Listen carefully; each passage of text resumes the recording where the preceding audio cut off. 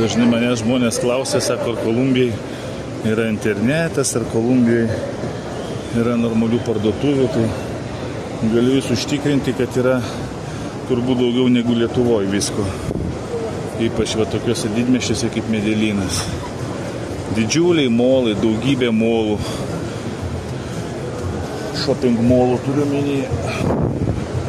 Šis gal ne pats didžiausias, bet irgi daugybė parduotuvių.